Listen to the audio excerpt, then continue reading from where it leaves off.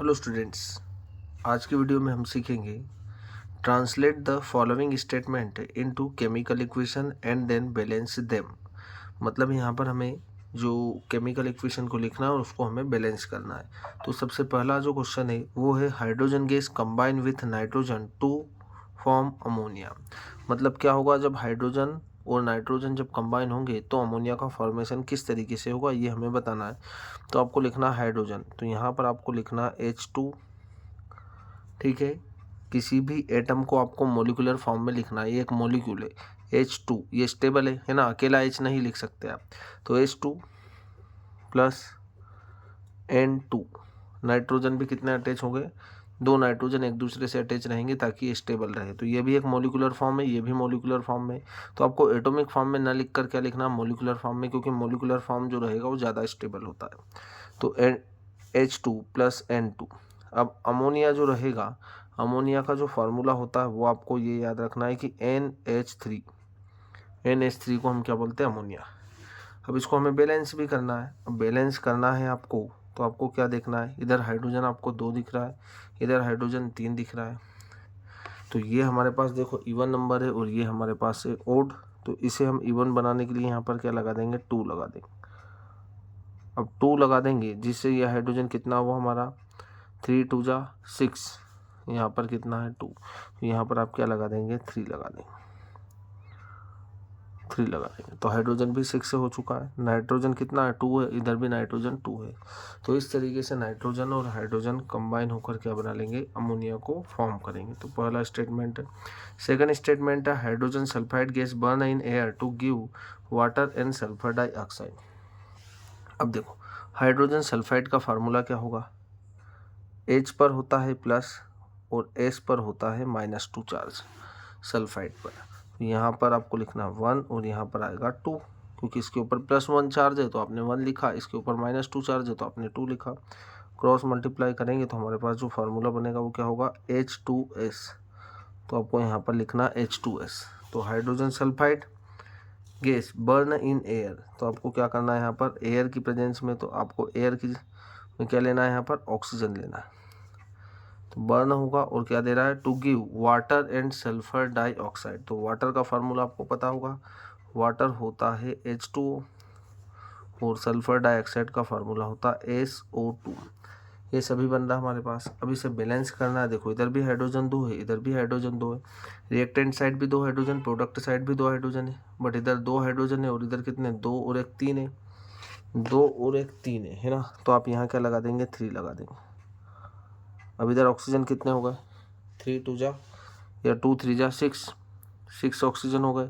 और इधर कितने ऑक्सीजन है हमारे पास, 2 और 1 3 है, 2 और 1 3 है। तो हम इसको 6 बनाने के लिए क्या करेंगे, यहाँ पे आप लगा देंगे 2 2 2 जा 4 और यहाँ पर भी लगा देंगे 2, जिससे हमारे ऑक्सीजन हो गए 6।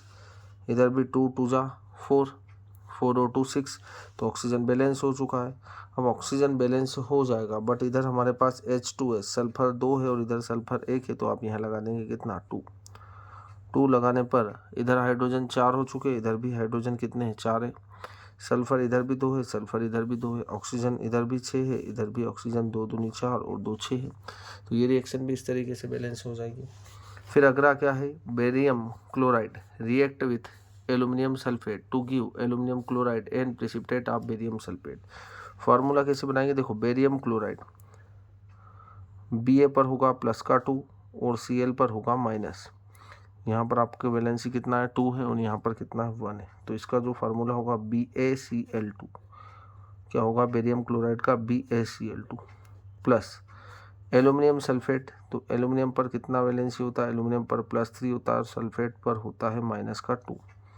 यहाँ पर लिखना 3 और यहाँ पर 2, क्रॉस मल्टीप्लाई करेंगे तो क्या होगा, Al2 और SO4 3, तो SO4 3। बेरियम क्लोराइड रिएक्ट कर रहा है एल्यूमिनियम सल्फेट से to give aluminium chloride. Aluminium chloride का फार्मूला क्या होगा, Cl पर होगा -1 और Al पर होगा +3, यहाँ पर 3 और यहाँ पर 1, क्रॉस मल्टीप्लाई करेंगे तो बनेगा AlCl3 plus and precipitate of barium sulphate. Barium sulphate का फार्मूला होगा, देखो Ba पर +2 होता है और सल्फेट पर SO4 पर -2 होता है। दोनों जगह पर 2 है, इसके ऊपर भी +2 है, इसके ऊपर भी 2 है, सेम नंबर है, सेम नंबर हो जाएगा। Ba भी 1 टाइम लिख देंगे और SO4 को भी 1 टाइम लिख देंगे, तो ये होगा BaSO4। अब इस रिएक्शन को आपको बैलेंस करना है। देखो इधर हमारे पास Ba1 है, इधर भी Ba1 है, Cl कितना है 2 है और इधर Cl 3 है। अब इधर 3 है, अब इधर Cl हमारे पास कितना है 3। अब 3 को अपन, ये कैसा नंबर है ओड नंबर है, इसे 1 में चेंज करने के लिए यहाँ पर कितने से मल्टीप्लाई करना 2 से। 3 2 जा 6, कितना हो चुका है 3 2 जा 6। अब ये क्लोरीन इधर हो चुका है 6 और इधर 6 बनाना, तो आपको किससे मल्टीप्लाई करना होगा 3 से।